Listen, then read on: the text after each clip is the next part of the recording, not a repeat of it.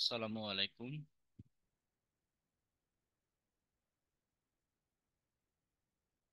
ওয়ালাইকুম আসসালাম ভাইয়া। ভাইয়া ভালো আছেন? আলহামদুলিল্লাহ ভালো আছি।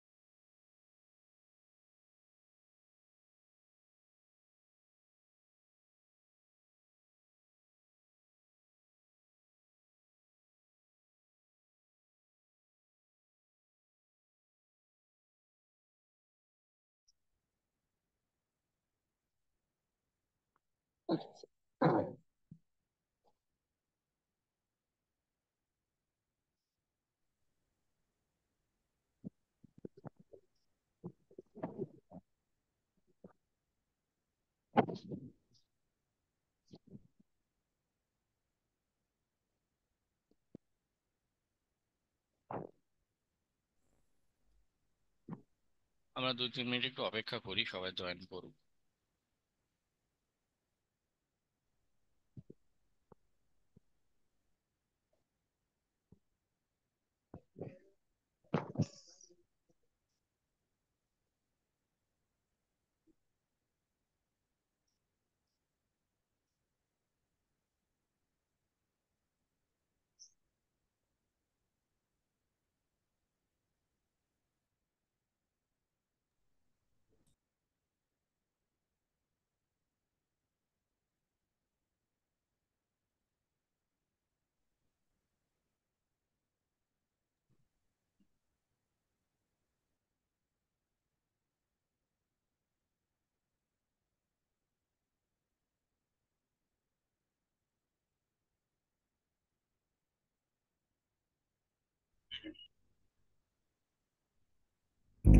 আসসালামু আলাইকুম স্যার।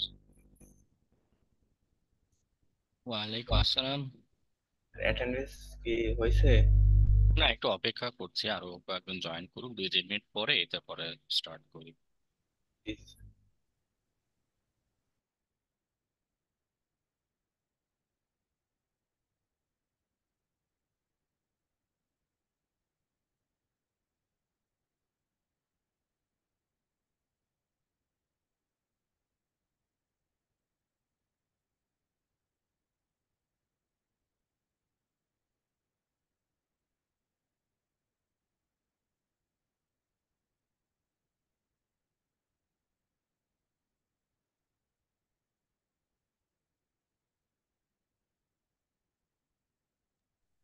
এর মাঝখানে আপনাদের কারো যদি প্রিভিয়াস ক্লাসের ডিসকাশন থেকে কোয়েশ্চেন থাকে শেয়ার করতে পারেন।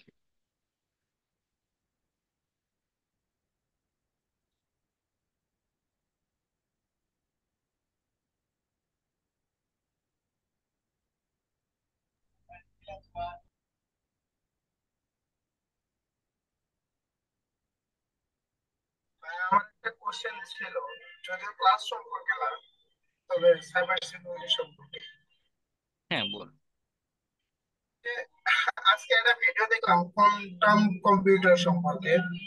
তো ওটার কারণে নাকি সাইবার সিকিউরিটি মানে একটি মানে হুমকির মুখে আছে আর কি। তো এর জন্য কি আমাদের কর্মের অবস্থা কি ডিলে হয়ে যাবে নাকি?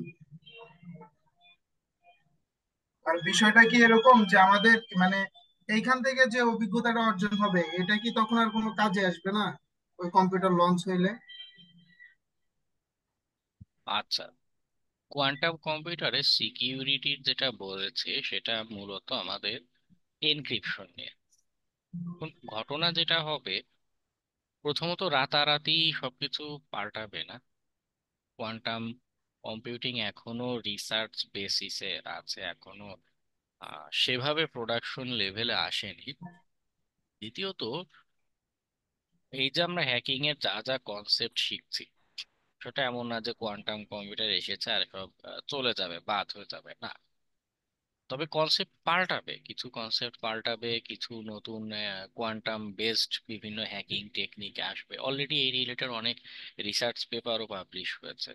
কোয়ান্টাম কম্পিউটার দিয়ে কিভাবে সিকিউরিটি বাড়ানো যায় অথবা হ্যাকিং এর কাজে ব্যবহার করা যায়, দু ধরনের গবেষণাই চলছে এবং সামনে আরো চলবে। ঠিক আছে, তো আমাদের যা যা শিখছি, যা যা আলোচনা, এটা রাতারাতি অবসোলেট হবে না। তবে হ্যাঁ, এই রিলেটেড ক্রমাগত বিভিন্ন নতুন নতুন বিষয় জানাশোনার মধ্যে থাকতে হবে, যে কোয়ান্টাম কম্পিউটারে কি কি আসবে, কিভাবে কাজ করবে।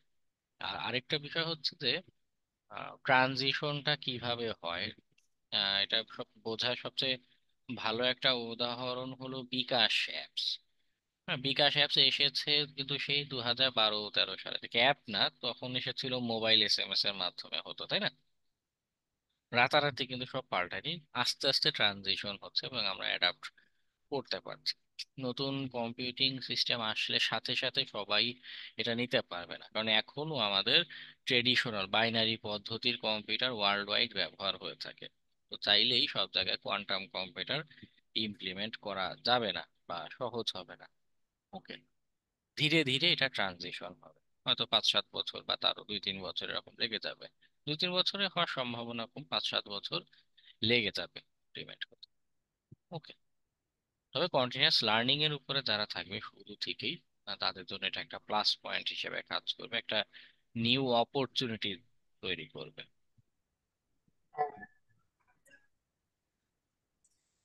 আমি আরো ভয় ছিলাম যে হয়তো আমাদের এটা আর কোনো কাজে আসবে না, হয়তো আমরাও শিখলাম এর মধ্যে হয়তো ওটা চলে আসলো তো আমাদের এটা বৃথা হয়ে যাবে এরকম ভাবতেছিলাম। ভয় আছে একটা, তবে অন্য জায়গায়। সেটা হলো ট্রেডিশনাল আমাদের এই যে বাইনারি পদ্ধতির যে কম্পিউটার, এইখানে আমরা যে পাসওয়ার্ড তৈরি করে থাকি, সাপোজ 18 বা 20 ক্যারেক্টারের একটা পাসওয়ার্ড, এটা আমাদের সুপার কম্পিউটার যে আছে, আমাদের যে সকল সুপার কম্পিউটার হয় এগুলো দিয়েও যদি ক্র্যাক করতে যাই, ফর এক্সাম্পল 10 বছর লাগবে। হ্যাঁ, মানে উদাহরণ হিসেবে বলছি, এটা আরো কমপ্লেক্স এবং আরো অনেক বেশি সময় লাগতে পারে, 100 বছর 200 বছর লেগে যেতে পারে আমাদের ট্রেডিশনাল কম্পিউটার। কিন্তু কোয়ান্টাম কম্পিউটার যেটা, ওর মেকানিজম কিন্তু ভিন্ন। আমাদের পদার্থে যে কোয়ান্টাম স্টেট আছে, এইটা বেস করে কাজ করে। তো পদার্থে চারটা মানে ডিরেকশন হয়, কোয়ান্টাম স্টেটে চারটা ডিরেকশন হয়। এই এর বেসিসে ও যখন ক্যালকুলেশন করে, আমি সহজ ভাষায় বলি, ও যখন ক্যালকুলেশনটা করে তখন মানে আমাদের বাইনারি পদ্ধতিতে হচ্ছে দুইটা ডিজিট, 0 আর 1, দুইটা স্টেট দিয়ে আমরা ক্যালকুলেশন করছি। আর কোয়ান্টামে হচ্ছে চারটা স্টেট দিয়ে আমরা ক্যালকুলেশন করতে পারছি। তো তখন এই ক্রিপ্টোগ্রাফির যে অ্যালগোরিদম গুলো, এটা ব্রেক করতে সময় লাগবে খুব কম। অর্থাৎ কোয়ান্টাম কম্পিউটার দিয়ে ওই, এমনি আমাদের নর্মাল কম্পিউটার দিয়ে যেটা ব্রেক করতে 10 বছর সময় লাগবে, কোয়ান্টাম কম্পিউটার দিয়ে সেটা হয়তো কয়েক মিনিটে সেই পাসওয়ার্ড ব্রেক করে ফেলা সম্ভব। ওকে, এটা এটা প্রোটেকশনও আছে। যদি আমরা কোয়ান্টাম কম্পিউটার দিয়েই কোনো ডাটা এনক্রিপ্ট করি, অর্থাৎ কোনো পাসওয়ার্ড বা এমন জিনিস তৈরি করি যেটা তৈরিও হয়েছে কোয়ান্টাম কম্পিউটারে, সেটা খুব স্ট্রং হবে। কিন্তু যারা আমরা নর্মাল কম্পিউটার ব্যবহার করছি, তাদের ডাটাগুলো যদি ডিক্রিপ্ট করতে চায় বা ব্রেক করতে চায় কোয়ান্টাম কম্পিউটার, সেটা তার জন্য অনেকটা সহজ হবে, অনেক অল্প সময়ে করে ফেলতে পারবে। সেটা আমাদের জন্য ভয়ের, যে যদি গভর্নমেন্ট এজেন্সি অথবা হ্যাকার গ্রুপগুলো তারা নিজেরাও এই রিলেটেড গবেষণা করে নিজেদের মতো কোয়ান্টাম কম্পিউটার ইউটিলাইজ যদি করা শুরু করে তখন আমাদের নিরাপত্তা বলে আর কিছু থাকবে না। এইদার আমাদের কোয়ান্টাম কম্পিউটার নিজেদের অ্যাডাপ্ট করতে হবে, নিজেদের কিনতে হবে, আদারওয়াইজ এই জাতীয় সার্ভিস নিতে হবে, অথবা আমরা নিজেদের পাসওয়ার্ড বা এই ধরনের, মানে পাসওয়ার্ড তখন ছেলে খেলা, পাসওয়ার্ড থাকা না থাকা সমান একটা বিষয় হয়ে দাঁড়াবে। তাহলে তো এটা প্রত্যেকটা দেশের জন্য, যে দেশে এটা থাকবে। শুনতে পাইনি কেউ কিছু। স্যার স্যার আমার অ্যাটেন্ডেন্সটা হ্যাঁ স্যার কি স্যার 11 15। হ্যাঁ স্যার যাও। স্যার 11 না, অ্যাটেন্ডেন্স এখনো নেই, কয়েকজন অপেক্ষা করছে, যেহেতু আজকে ফ্রাইডে অনেকেই জয়েন করেনি একটু এর জন্য। ইউজুয়ালি 24-25 জন মতো থাকে ক্লাসে, এবারে যে অপেক্ষা করছিলাম সবাই আসলে এরপর আমরা অ্যাটেন্ডেন্স স্যার কাউন্ট। আমি 11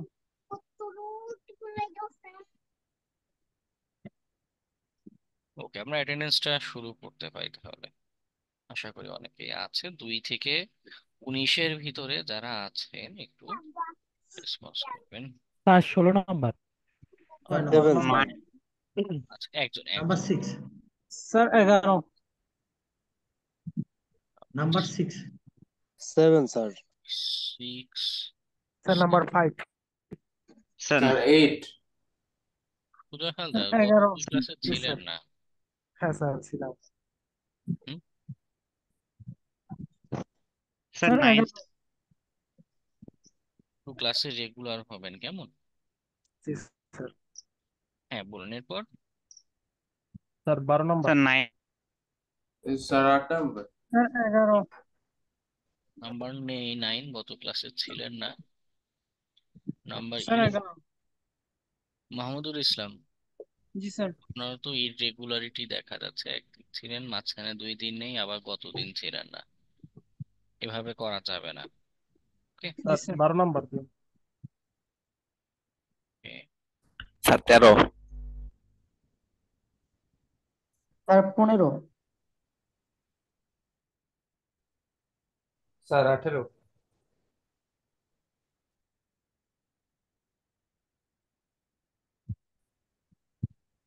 আর কেউ আছেন?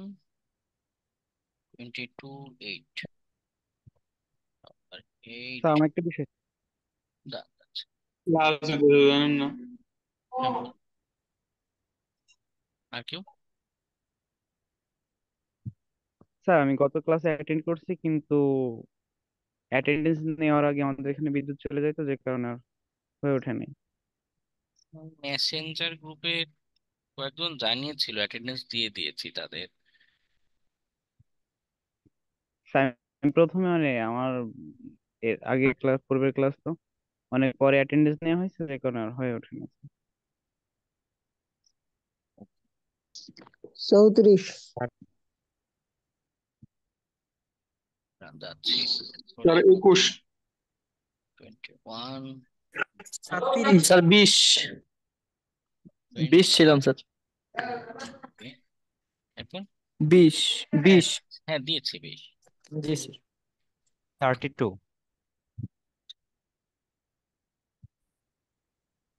স্যার 29। 24 34।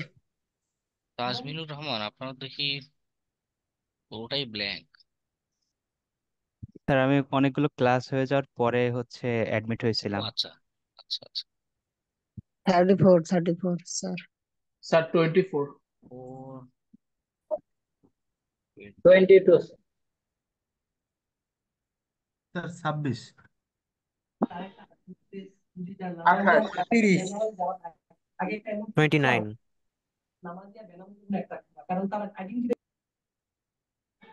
ওকে, আর কি? 22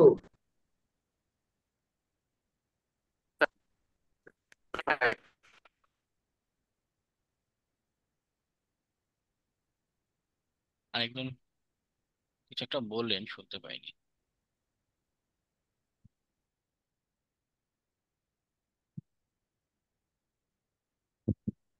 স্যার 25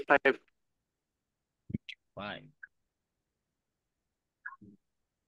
কতদিন ক্লাস করেননি, মাঝখানে ইরেগুলারিটি দেখা যাচ্ছে। ওকে, এইভাবে করবেন না।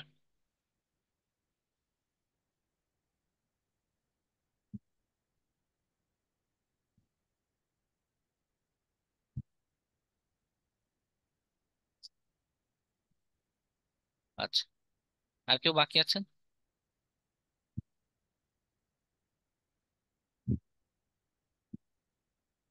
দেখুন, প্রথম দিন আমাদের রেজিস্ট্রেশন প্রায় 31-এরও বেশি। কত, 33, 32-33 জন স্টুডেন্ট। এখন আছে 22 জন, অর্থাৎ 10 জন এখনই নাই। এটা হয়, যেটা দেখা যায় যে কোর্সে এরকম ধারাবাহিক ভাবে বাংলাদেশ ক্রিকেট টিমের মতো একটা একটা করে উইকেট পড়তে থাকে এবং মানুষ হারানো শুরু করে। তবে যারা এখনো আছেন তাদের প্রতি পরামর্শ হলো ক্লাসটা রেগুলারলি করবেন। আমি জানি অনেক কিছু কঠিন লাগবে, কতদিন যে আলোচনা করেছি অনেক কিছুই অনেক কঠিন লাগতে পারে, প্রথম প্রথম আলোচনা মাথায় নাও যেতে পারে। অনেকে কি হয়, এই কঠিন লাগার কারণে ক্লাস করা ছেড়ে দেয়। আবার অনেকের আছে অলসতা। যাদের অলসতা তাদের জন্য আসলে বলার কিছু নেই। তাদের হয়তো এনাফ ব্যাকআপ আছে, ফ্যামিলি সাপোর্ট আছে, অলসতা করলেও কিছু যায় আসে না। একটা দুইটা কোর্স না করলেও টাকা পয়সা মানে তাদের তো নাহামরি কষ্টের কোনো বিষয় না। কিন্তু যারা একটু ফ্যামিলি প্রেসারে আছেন, তেমন সাপোর্ট নেই বা খুব একটা কিছু করতে হবে, কিন্তু এখানে এসেও দেখছেন কোর্সটা কঠিন লাগছে, তাদের জন্য আহ, আবারও একটু রিমাইন্ডার দিই, হয়তো কয়েক ক্লাস আগেও এরকম বলেছিলাম। সেটা হচ্ছে হাল ছাড়া যাবে না। তখন একটু কষ্ট হবে, একটু বুঝতে কঠিন লাগবে। এই ক্লাসগুলোর ক্ষেত্রে অনেক এমন হয় যে প্রথমবার যখন ক্লাসে আলোচনা করছি দেখা যায় অনেক কিছুই বুঝে উঠতে পারছেন না। হ্যাঁ, হয়তো অনেক কনসেপ্ট নিয়ে বলছি, মাঝে মধ্যে কিছু টুলস রান করছি, কমান্ড রান করছি, অনেক কিছু বুঝে উঠবেন না। ক্লাসটাতে থাকুন, রেকর্ডটা আবার বাসায় দেখুন, যা যা দেখে ইস্যু হয়েছে বাসায় প্র্যাকটিস করতে গিয়ে বুঝে ওঠেনি, পরের দিন ক্লাসের শুরুতে আবার সেটা নিয়ে কোশ্চেন করুন। ওকে। কিন্তু আপনি যদি হাল ছেড়ে দেন, আচ্ছা বুঝতে পারছি না, হচ্ছে না, এটা আপনার জন্যই সেটা লস। আজকে লাইভ ক্লাসে থাকলে সুবিধা হচ্ছে যেটা, সেটা হচ্ছে মানে আরেকটা সুবিধা একটা হচ্ছে যে একটা তো সরাসরি প্রশ্ন করা যায়, আরেকটা হচ্ছে একটা মনোযোগ ধরে রাখা যায়। বাসায় যখন একা একা রেকর্ডেড ভিডিও দেখতে যাবেন, দেখবেন অনেকটা সময় মনোযোগটা থাকে না। 1 ঘন্টার ভিডিও দেখতে 3-4 ঘন্টা লেগে যায়, এই কেউ এসে ডাক দিচ্ছে, কোন একটা কাজ হচ্ছে বা একটা জিনিস বুঝে উঠতে পারছেন না।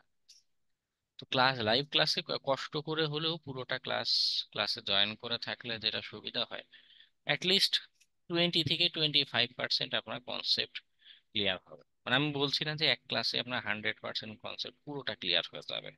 সাপোজ আজকে ইন্টারনেট কম্পিউটার নেটওয়ার্ক নিয়ে বলছি, এক ক্লাসে আপনি একদম 100% সব বুঝে যাবেন, এটা কখনোই সম্ভব না। কিন্তু অ্যাটলিস্ট 20 থেকে 25% আপনার কনসেপ্ট জানা হবে, ক্লাসে থেকেছেন বলে এই মনোযোগ দিয়ে মিনিমাম এতটুক জানা আপনার হয়েছে। আবার যখন বাসায় ক্লাসের রেকর্ড ভিডিওটা দেখলেন, তখন দেখা যাবে যে কনসেপ্টের আলোচনাটা করেছি সেটা আবার কি একবার ঝালাই হচ্ছে। এবার মনে করুন আপনার আহ ওই আগে তো 25% শিখেছিলেন, এবার হয়তো 40 থেকে 50% কনসেপ্ট আপনার ক্লিয়ার হয়ে যাবে। কম্পিউটার নেটওয়ার্কে আলোচনার ফর এক্সাম্পল 40 থেকে 50% আপনার কনসেপ্টটা ক্লিয়ার। এরপর বাসায় এই কনসেপ্টটা নিয়ে আরেকটু প্র্যাকটিস করলেন, কমান্ড গুলো প্র্যাকটিস করলেন, বা ইউটিউবে আরো এক দুইটা ভিডিও দেখলেন। তখন কি হচ্ছে, এই যে থার্ড স্টেপে আপনি আপনি আবারও কিছু ট্রাই করছেন, তখন দেখা যাবে এই কনসেপ্টটা 60 থেকে 70% আপনার ক্লিয়ার।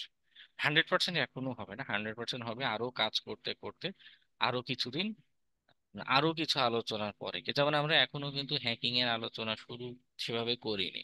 হ্যাঁ, বিভিন্ন টুলস টেকনিকের আলোচনা করিনি, যার কারণে দেখা যাবে এই যে ফর এক্সাম্পল ওয়েবের আলোচনা করছি, হয়তো সেভাবে হ্যাকিং এর সাথে রিলেট করতে পারছেন না, কিছু ল্যাকিংস থেকেই যাবে।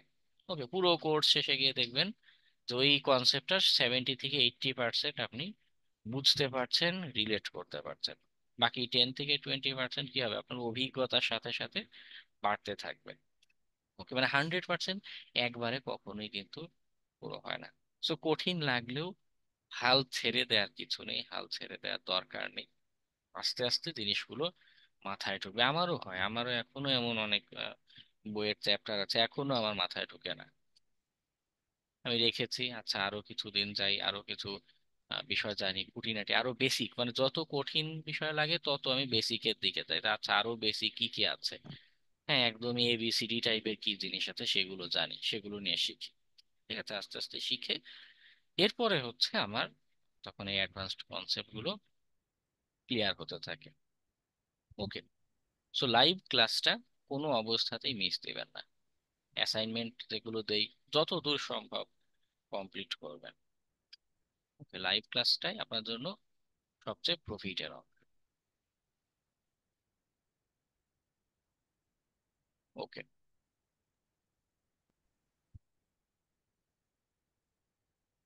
স্যার আমার একটা প্রশ্ন আছে। হ্যাঁ বল। স্যার ওয়েব আর্কিটেকচার নিয়ে যদি একটু বলতেন আর কি স্যার, বিভিন্ন এই আপনার বিভিন্ন পিকচার এখানে দেখলাম স্যার, একটু যদি ওদের বোঝাইতেন। চ্যাটে কিছু দিয়েছেন না পিকচারের কথা? স্যার ওয়েব আর্কিটেকচারের একটা বিষয়। মানে শুধু কনসেপ্ট বোঝাবো? জি গতদিন স্যার। যেটা যেটা ছবি এঁকে দেখাচ্ছিলাম ওইটার কথা বলছেন? জি স্যার। আচ্ছা, আহ, বড় বড় এন্টারপ্রাইজ গুলোতে বা আমরা যাদেরই আসলে সিকিউরিটি টেস্ট করতে যাব, দেখা যায় মিডিয়াম থেকে বিগ এন্টারপ্রাইজ। তো মিডিয়াম থেকে বিগ এন্টারপ্রাইজে তারা কখনো একটা সিঙ্গেল সার্ভার দিয়ে সবকিছু করছে এমনটা হয় না। হ্যাঁ, মাল্টিপল কম্পোনেন্ট তাদের থাকে বিভিন্ন। এটাও ডিপেন্ড করে এক এক বিজনেস প্রতিষ্ঠানের অ্যাপ্লিকেশন এক এক রকম, এবং সেটা মেনটেনের জন্য এক এক ধরনের কম্পোনেন্ট তাদের দরকার পড়ে। আর্কিটেকচারে কি হয়, তারা তাদের প্রয়োজন অনুসারে এরকম বিভিন্ন কম্পোনেন্ট বসিয়ে বসিয়ে এনভায়রনমেন্ট তৈরি করে এন্টারপ্রাইজের। তো আপনি যখন সিকিউরিটি টেস্ট করতে যাচ্ছেন, মানে আমাদের দরকারটা কি আসলে আর্কিটেকচারের, বা এটা নিয়ে জানার দরকারটাই বাকি আসলে। যখন সিকিউরিটি টেস্ট করতে যাচ্ছেন তখন যে ঘটনাটা ঘটবে, আপনি এরকম একটা বিশাল এনভায়রনমেন্টের ভিতরে থাকবেন। অথবা অনেক সময় এমন হতে পারে, মানে ক্লায়েন্ট কিন্তু সবসময় আপনাকে তাদের ইন্টারনাল নেটওয়ার্কের অ্যাক্সেস দিবে এমনটা না। বাইরের ইন্টারনেটে বসেও আপনাকে হ্যাকিং এর কাজ করা লাগতে পারে। হ্যাঁ, তবে প্রফেশনাল লেভেল এটা তোকে হ্যাকিং বলবে না, সিকিউরিটি টেস্ট বলবে। যাই হোক, আমি এর জন্য দেখবেন যে বারবার সিকিউরিটি টেস্ট শব্দটাই উল্লেখ করি, নাহলে হ্যাকিং জিনিসটাকে নেগেটিভলিও নেয় অনেকে। সবাই শব্দটাকে পজিটিভলি নেয় না। হ্যাকিং একটা ভয়, মানে এখন একটা ট্যাবু মতো হয়ে আছে আমাদের সোসাইটিতে। যাই হোক, তো সিকিউরিটি যখন টেস্ট করছেন বাইরে থেকে, তো তখন আপনি আসলে কি হ্যাক করছেন, আপনার রিকোয়েস্টটা কিভাবে কিভাবে যাচ্ছে, বা আদৌ আপনি হ্যাক করার মতো কোনো সার্ভার বা কিছু খুঁজে পাচ্ছেন কিনা, এটা তো বাইরে থেকে বোঝা সম্ভব না, তাই না? আপনি পুরো ব্ল্যাঙ্ক, পুরো আহ, কোনো আইডিয়াই নাই আপনার কাছে। তখন এই আর্কিটেকচারের কনসেপ্ট থেকে আপনি সরি নিজে নিজে একটা আইডিয়া করতে পারেন যে, আচ্ছা হতে পারে এমন এমন কিছু সেখানে আছে বা থাকতে পারে। ওকে, আমার কিছু ক্ষেত্রে ক্লায়েন্ট যারা আছে তারা নিজেরাই তাদের ইন্টারনাল আর্কিটেকচারাল যে ডায়াগ্রাম আছে এগুলো শেয়ার করে থাকে, যে আচ্ছা তোমার টেস্টিং এ বোঝার সুবিধার্থে তুমি এটা দেখে নাও। তো এরকম ডায়াগ্রাম থাকলে তখন বেটার হয়, যে আমাদের রিকোয়েস্ট, আমি একটা সার্ভারের সাথে কমিউনিকেশন করছি না রাউটারের সাথে, কোথা থেকে কোথায় কিভাবে ঘুরে আমাদের রিকোয়েস্টটা যাচ্ছে, এটা বুঝতে তখন অনেক সহজ হয়। তার কারণে আমাদের আর্কিটেকচারের আলোচনাটা প্রয়োজন। তো আর্কিটেকচার বলছিলাম বিভিন্ন ধরনের কম্পোনেন্ট হয়ে থাকে। লোড ব্যালেন্সার বা লোড ব্যালেন্সারটা অনেক বেশি দেখা যায়। আর নেটওয়ার্ক লেভেলে আমাদের রাউটার আছে, সুইচ আছে, এগুলো কম্পিউটার নেটওয়ার্কের ক্লাসে কিছু দূর আলোচনা করেছিলাম। আর আপনি ওয়েবের আর্কিটেকচারে আমাদের কি হয়, এন্টারপ্রাইজ এরকম কোয়েরি ইন্ডেক্সের জন্য সার্ভার থাকে, ডাটাবেজের জন্য আলাদা সার্ভার থাকে, মেইন যে অ্যাপ্লিকেশনটা যেখানে রান হয় সেটা সিঙ্গেল সার্ভারে থাকতে পারে বা একাধিক সার্ভারে থাকতে পারে।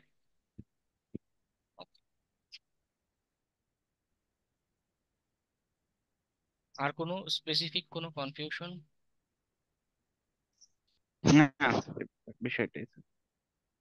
ঠিক আছে।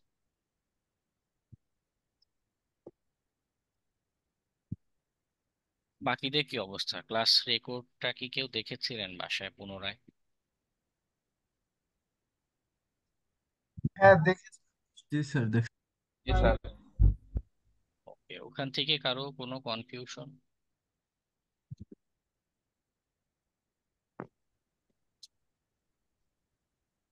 স্যার আপাতত নেই, তবে আগামী ক্লাসে হলে অবশ্যই করবো।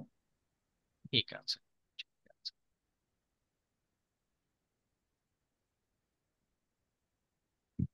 স্যার আমার একটা কোশ্চেন ছিল। হ্যাঁ, বল। আচ্ছা, যে স্যার আর্কিটেকচারে যে লোড ব্যালেন্সার বা সিডিএন ইউজ করা হয়, এগুলোর কি আলাদা আলাদা আইপি অ্যাড্রেস থাকে? হ্যাঁ, লোড ব্যালেন্সার নিজেই আমাদের রিপ্লাইটা দেয়, যার কারণে দেখা যায় আমাদের যখন রিপ্লাই আসছে, তো অ্যাকচুয়ালি ওটা ওয়েব সার্ভার রিপ্লাই দেয়নি বা ওয়েব সার্ভারের আইপি না, ওটা লোড ব্যালেন্সারের আইপি অ্যাড্রেস দেখাতে থাকে। আচ্ছা আচ্ছা আচ্ছা। আর হচ্ছে স্যার, যখন কোনো মাঝখানে কোনো প্রক্সি সার্ভার ইউজ করা হচ্ছে, এখন হচ্ছে আমি যদি মেইন সার্ভারটাকে টার্গেট করতে চাই, এখন মাঝখানে প্রক্সি ইউজ হয়েছে, তখন কি মেইন সার্ভারকে কখনোই টার্গেট টার্গেট করা পসিবল? দুইটা মানে সিনারিও আমি যখন তখন হতে পারে এক্ষেত্রে, আমার আমার এই মুহূর্তে মাথায় যেটা আসছে। একটা হচ্ছে অনেকে, মানে এই যে কমিউনিকেশনের চ্যানেলটা প্রক্সি সার্ভার দিয়ে আমাদের কমিউনিকেশন হচ্ছে, ফর এক্সাম্পল, এখানে কোনো মিসকনফিগারেশন থাকতে পারে। মিসকনফিগারেশন থাকলে যেটা হয়, সাপোজ সার্ভার প্রক্সি সার্ভার ঠিকই আছে, কিন্তু ওই পাশে যে সার্ভার থেকে সে রিপ্লাই আনছে, হ্যাঁ, সেইখানে মনে করুন ডিএনএস রেকর্ড যেটা রয়েছে মিসকনফিগারেশন করে, আমি জোন ট্রান্সফার করে ওই ফাইলটা নিয়ে চলে আসলাম। যদিও আমার কমিউনিকেশন হচ্ছে প্রক্সি চ্যানেল দিয়ে, কিন্তু টার্গেট সার্ভারের মিসকনফিগারেশনের কারণে ইন্টারনাল একটা ফাইল নিয়ে চলে আসছে, এমন হতে পারে। তো তখন তো আমি অনেক রেকর্ড পেয়ে যাচ্ছি। আবার মিসকনফিগারেশন ছাড়া আরেকটা হতে পারে, যদিও আমার নেটওয়ার্ক লেভেলের কমিউনিকেশন হচ্ছে প্রক্সি চ্যানেল দিয়ে, কিন্তু তথ্যটা যাচ্ছে কোথায়? অ্যাপ্লিকেশন সার্ভারে। সেই অ্যাপ্লিকেশন, অর্থাৎ পিছনে থাকা প্রোগ্রামিং আমার তথ্যটা যাচাই বাছাই করে তারপরে তো রিপ্লাই দিচ্ছে, তাই না? তো যাচাই বাছাই হওয়ার জন্য যে রিকোয়েস্টটা যাচ্ছে সেটা তো মেইন সার্ভার পর্যন্তই যাচ্ছে। End of the day load ব্যালেন্সারটা আছে যাই থাকুক, end of the day application লেয়ারে, অ্যাপ্লিকেশনের সার্ভারে যাচ্ছে। তো এখানে যে ঘটনাটা ঘটানো যায় সেটা হচ্ছে অ্যাপ্লিকেশনের দুর্বলতা ব্যবহার করে অনেক সময় ইনিশিয়াল এন্ট্রি বা অ্যাক্সেস নেওয়া যেতে পারে। অর্থাৎ আমি main server suppose IP address ধরে খুঁজে পাচ্ছি না, লোড ব্যালেন্সার বা প্রক্সি সার্ভার ওরা রিপ্লাই দিচ্ছে, সো আমি মেইন সার্ভার খুঁজে পাচ্ছি না, কিন্তু মেইন সার্ভারে যে অ্যাপ্লিকেশন চলছে সেটা তো বাইরের এই আমাদের ওয়েবসাইটে দেখতে পাচ্ছি, তাই না? তো ওয়েবসাইটটা যদি হ্যাক করি, এন্ড অফ দ্য মানে আলটিমেটলি সেটা কি করছে, আমাদের মেইন সার্ভারে পুরোপুরি অ্যাক্সেস অথবা মিনিমাল কিছু ইনফরমেশন দিচ্ছে, সেইটার উপর বেস করে আমি ফার্দার কোনো অ্যাটাক চালাতে পারি বা ইন্টারনাল সার্ভারের অ্যাক্সেসের চেষ্টা করতে পারি। জি স্যার, থ্যাংক ইউ স্যার। ঠিক আছে।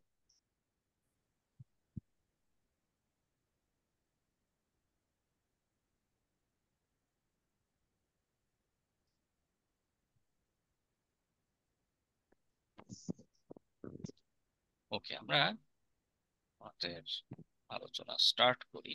এইচটিএমএল নিয়ে আজকে কথা হবে। এইচটিএমএল নিয়ে কেউ কোনো ভিডিও দেখেছিলেন? জি না স্যার। জি স্যার জি দিছিলাম। স্যার, জি স্যার, দেখছি। ভিডিও হালকা করে দেখছিলাম। স্যার আমাদের এই জায়গায় কাজের জন্য স্যার কোন কোন প্রোগ্রামিং ল্যাঙ্গুয়েজ গুলো জানা জরুরি, যদি একটু হ্যাঁ হ্যাঁ, বলছি। প্রাথমিক। আচ্ছা, তার আগে একটু বলি, আমাদের আজকে ফ্রাইডে তো, এই শিখানোর অফিস অফ, আমাদের জুমে প্রোটা অ্যাক্টিভ নেই। 10 মিনিট পর কেটে যাবে, সেম লিঙ্কে আবার সবাই জয়েন করবেন। ওকে। ওকে আচ্ছা। স্যার। আচ্ছা, আর হ্যাকিং এর জন্য অ্যাকচুয়ালি তার নামে একটা জিনিস শেয়ার করি, সেটা হলো,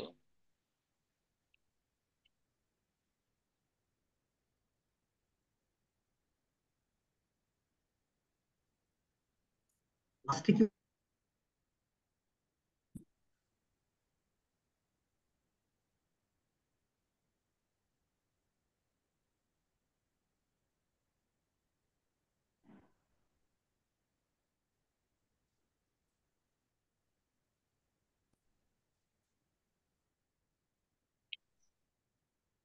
আচ্ছা, এখানে আমার অ্যাকাউন্টটা এই মুহূর্তে লগ ইনে, আমি এটা নিয়ে বেশ কয়েকটা আর্টিকেল মতো লিখেছি, আর্টিকেল না, কোশ্চেন অ্যান্সার আর কি। কুয়োরাতে গেলে খুঁজে পাবেন যে হ্যাকিং এর জন্য আসলে কোন ল্যাঙ্গুয়েজটা বেটার হয়, বা পাইথনটার নেসেসিটি কেন, পাইথনটা কেন দরকার। তো ওভারঅল বিবেচনায় পাইথনটা আপনাদের দরকার পড়বে হ্যাকিং এর জন্য। কিন্তু কোর্সে যখন আমি আলোচনা করছি তখন আমি গতদিনও মেবি এটা বলেছিলাম যে আমরা, কারণ লাইভ ক্লাস তো, ক্লাস নাম্বার লিমিটেড, চাইলেও আমি সর্বোচ্চ এক দুইটা ক্লাস বেশি কম বেশি করতে পারি, এর বেশি কিন্তু আমার করার এখানে উপায় নেই। সো সব ল্যাঙ্গুয়েজ তো তাহলে আলোচনা করা যায় না, আবার ওয়েবের কনসেপ্ট বোঝাতে হবে, এর জন্য ক্লাসে আমরা পিএইচপি দিয়ে আলোচনা করব। আর সাপোর্টিং ম্যাটেরিয়াল হিসেবে আমি আমার ইউটিউব, এমনিতে ইউটিউবে অনেক ভালো ভালো পাইথনের টিউটোরিয়াল আছে, যে কোনো একটা দেখতে পারেন, কোনো বাধা নেই। আর যদি একান্তই মনে হয় যে না, শর্ট করে শুধু হ্যাকিং পার্সপেক্টিভে আলোচনাগুলো দেখতে চান কিছু, সেক্ষেত্রে আমার ইউটিউব চ্যানেলে একটা পাইথনের প্লে লিস্ট আছে। ওকে, মানে ক্লাসে আলোচনা করে শেষ করতে পারবো না দেখেই আমি ইউটিউবে ভিডিও দিয়ে রেখেছি। স্যার হ্যাঁ, বলছি স্যার, আপনারা যেহেতু আর কি পাইথনের আর কি বেসিক ধারণাটা দিয়ে আছে, কিন্তু আমরা যখন আর কি কোনো প্রজেক্ট করব কিংবা মনে করেন কোনো কিছু তৈরি করব, কিন্তু সেই সব জায়গায় কিরকম ভাবে ইউজ হচ্ছে ওইটা, এই বিষয়ে স্যার আমার কোনো তো সেরকম কোনো লজিক তো বিল্ড করতে পারতেছি না স্যার আমি। এই ক্ষেত্রে বেটার অ্যাপ্রোচ হয় কি, আপনি নিজেই একটা প্রজেক্টের প্ল্যান করতে পারেন। আচ্ছা, আমি ফর এক্সাম্পল আমি আমি অন্যদের যেটা সাজেস্ট করি, ডেভেলপমেন্ট পার্সপেক্টিভে যদি শিখতে চান, একটা হলো কনসেপচুয়াল লার্নিং, যে আচ্ছা আমার পাইথনের কনসেপ্ট আছে, আর একটা হচ্ছে ডেভেলপমেন্ট পার্সপেক্টিভে, সেখানে আমি নিজেই কিছু একটা বিল্ড করব। ওই পার্সপেক্টিভে যদি শিখতে চান তাহলে সবচেয়ে বেটার লার্নিং অ্যাপ্রোচ হচ্ছে আপনি নিজে একটা প্রজেক্ট প্ল্যান করেন। আচ্ছা, আমি আমি একটা, মনে করুন ক্যালকুলেটর বানাতে চাই, বেশি কিছু না, ক্যালকুলেটর খুব সহজ প্রজেক্ট, আমি একটা ক্যালকুলেটর নিজে বানাতে চাই। নিজে নিজে যখন কোড লেখা শুরু করবেন, ইনিশিয়ালি আপনার কাছে কোনো আইডিয়াই থাকবে না, আপনাকে গুগল করে করে একটা একটা করে শিখতে হবে যে আমি ক্যালকুলেটরে কি কি থাকে। আমার ক্যালকুলেটরে এরকম যোগ বিয়োগ করা ফাংশন থাকে, তাই না, আউটপুট আসবে এরকম ফাংশন থাকে। এই একটা একটা করে আপনাকে খুঁজে খুঁজে শিখে জিনিসগুলো জোড়া লাগাতে হবে, তখন আপনার একটা বেটার কি বলে লার্নিং হবে। কারণ এমনিতে যদি আপনি শিখতে থাকেন শুধু পাইথন ল্যাঙ্গুয়েজের উপরে, পাইথন ল্যাঙ্গুয়েজের এত এত ফিচার এখন আছে যে অন্তত 3-4 বছর শুধু পাইথন ল্যাঙ্গুয়েজ শিখে যেতে পারবেন, শুধু শিখেই যাবেন, তাও এর কোনো শেষ হবে না, কুল কিনারা হবে না। হ্যাঁ, জি স্যার, তো এটার ভিতরে তো ওই, machine learning, data data science অনেক কিছু রয়েছে এর ভিতরে। হ্যাঁ হ্যাঁ, যার কারণে ওইভাবে যদি অ্যাপ্রোচে আগাতে থাকেন, ভিডিও বা ভিডিও হাজার হাজার ভিডিও দেখেও, মানে ভিডিও দেখে আর শেষ হবে না, কিন্তু আপনার যেটা অ্যাকচুয়াল টাস্ক সেটাও করতে পারবেন না। এজন্য প্রজেক্ট বেসিসে লার্নিং চেষ্টা করতে পারেন। এবং আরো আরো ভালো দিক হচ্ছে এরকম বিভিন্ন ডেমো প্রজেক্টের ইউটিউবে ভিডিও আছে, আপনি পাইথন জি প্রজেক্ট স্যার, লিখে। ওইগুলো স্যার দেখেছি, কিন্তু মনে করেন ভালো প্রজেক্ট গুলো মনে করেন ইংলিশে, ইংলিশে কিংবা হিন্দিতে, কিন্তু ওরা ভিতরে কিছু বলে না, যা শুধু ওদের মতো ওরা করে চলে যাচ্ছে, করে ব্যাস প্রজেক্টটা শেষ করে দিচ্ছে, কিন্তু ভিতরে কোনো একটা কথাও বলতেছে না, ইংলিশ হোক বা হিন্দিতে হোক, কোনো কথা বলে না, শুধু ওদের মতো ওরা করে চলে যায়। তাহলে হয়তো ভালো ভিডিও আপনি পাননি, কারণ বাংলাদেশে তো যে, দাঁড়ান দেখাই, আমার এই মুহূর্তে একজনের কথা মাথায় আসছে, আমি সেজন্য দেখাচ্ছি, আমি কোনো প্রমোশন করছি না, হ্যাঁ হ্যাঁ, ভুল ওই বুঝবেন না। নাহিদ হাসান জাতির নামে এক ভাই আছেন একজন, উনি ওই যে প্রবলেম সলভ। হ্যাঁ, প্রবলেম দেখে জঙ্কা মাহবুব, উনিও মাঝে মধ্যে কিছু এই প্রজেক্ট দেখে,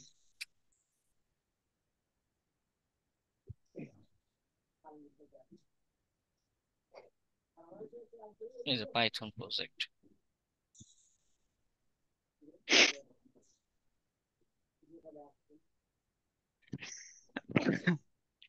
এই যে এখানে দেখুন, সে বেশ কয়েকটা পার্সপেক্টিভে, যেমন সেলফ ড্রাইভিং কার, হ্যাঁ, মাউস, তো বেশ কয়েকটা প্রজেক্টের আলোচনা করছে, এবং অ্যাকচুয়ালি সে এক্সপ্লেন করে যে এই কোন লাইনের কোডে কি কাজ করবে। ঠিক আছে, এরকম আরো আরো অনেক ভিডিও আছে, আহ, একটু সার্চ করলে ভালো ভালো ইউটিউবারের ভিডিও পাবেন। ওকে, এগুলো দেখতে পারেন।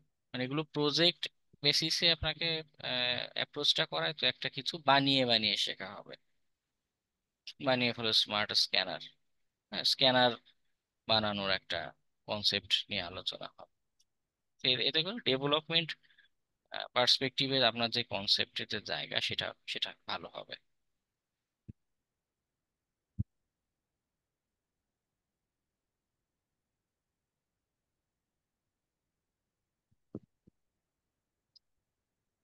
স্যার আমার একটা বিষয় জানার, হ্যাঁ, বল। স্যার কোনোভাবে কি এই লাইভ স্যাটেলাইট ভিউ দেখা সম্ভব? বুঝিনি। স্যার লাইভে স্যাটেলাইট ভিউ দেখা কি সম্ভব? কিছু কিছু ডাটা তো ওরা নিজেরা এক্সপোজ, মানে আমাদের জন্য পোর্টাল মতো ক্রিয়েট করে রাখে। আমি যত জানি ওয়েদারের যেগুলো আছে সেটা, এটা হচ্ছে নর্মাল প্রসিডিউর। কিছু ক্ষেত্রে আমাদের এই যে স্যাটেলাইটের যে কমিউনিকেশন মেকানিজম যেটা আছে, হ্যাঁ, ও যে রেডিও ওয়েভ দিয়ে যে কমিউনিকেশন করছে, ওর মেকানিজমে প্রোটোকল গুলোর অনেক দুর্বলতা হয়। হ্যাঁ, সেইটা ব্যবহার করে ডাটা ইন্টারসেপ্ট করে কখনো কখনো ডাটা মডিফাই করা যায়, বা কখনো কখনো রিড করা যায়। ওকে, আমি স্যাটেলাইটে সরাসরি এক্সপার্ট না, কারণ ওটার কাজ করতে যে ধরনের হার্ডওয়্যার লাগে, এগুলো আমার কিছুই নেই। আমার জাস্ট কিছু কিছু কি বলে কনসেপ্টুয়াল বা থিওরিটিক্যাল কিছু নলেজ আছে, সেটা বেসিসে বলতে পারি যে হ্যাঁ, সম্ভব। কিন্তু ইন ডেপথ আমার আমার জানা নেই, বা প্র্যাকটিক্যাল যেটা হার্ডওয়্যার দিয়ে আহ, এই ডাটাগুলো ক্যাচ করার সে ধরনের এক্সপিরিয়েন্স আমার নেই।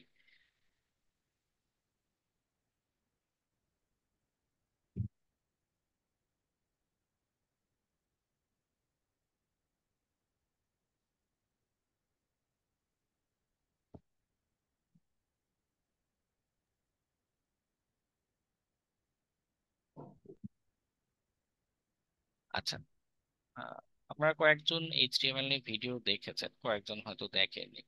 তো যারা ভিডিও দেখেছেন, তারা হয়তো একটা বিষয় খেয়াল করেছেন যে সেখানে সেট আপ নিয়ে বিভিন্ন কাজ কাজ টাজ করা যায় না, আমাদের লোকালি বিভিন্ন সফটওয়্যার সেট আপ করে তারপরে এইচটিএমএল নিয়ে কাজ করতে বলছে। তো অবশ্যই তাদের সাজেশন অবশ্যই ভালো, যারা আহ, একটা বিষয় নিয়ে ডিসকাশন করছে, কোনো একটা অভিজ্ঞতার ভিত্তিতেই তারা ডিসকাশন করে। কিন্তু আমাদের পার্সপেক্টিভে যদি আমরা চিন্তা করি, আমাদের কোর্সটা মূলত ইথিক্যাল হ্যাকিং এর কোর্স। ওকে, এটা ওয়েব ডেভেলপমেন্টের কোর্স না কিন্তু। সো ইউটিউবে যে ভিডিওগুলো, এরা বেশি সবাই আসলে ওয়েব ডেভেলপার বানানোর জন্য ভিডিও করেছে, যে যে একজন প্রফেশনাল ওয়েব ডেভেলপার হবে সে তো নয়। আহ, তবে যদি আপনারা হ্যাকিং এর পাশাপাশি প্রফেশনাল ওয়েব ডেভেলপমেন্ট বা অ্যাপস ডেভেলপমেন্টের কাজ জানেন বা শিখেন, সেটা আসলে ক্ষতি নেই, বরং সেটা একটা প্লাস পয়েন্ট হিসেবে কাজ করবে। অন্য 8-10টা হ্যাকারের চেয়ে আপনি হ্যাকিংটা আরো ভালো বুঝতে পারবেন, আসলে কি হ্যাক হচ্ছে, কেন হ্যাক হচ্ছে। ঠিক আছে, সেটা ভিন্ন আলোচনা। তো আমাদের কোর্সের আলোচনার জন্য যেটা দরকার, সেটা হচ্ছে একটা ভালো ধারণা রাখা কিভাবে জিনিসটা কাজ করে, বা আমরা যারা ছোটখাটো মডিফিকেশন বা অন্তত দেখে যেন জিনিসটা বুঝতে পারি, সে ধরনের একটা কনসেপ্ট দরকার। যার কারণে আলোচনাটাও ঘুরে ফিরে কি হবে আমাদের আহ ওয়েব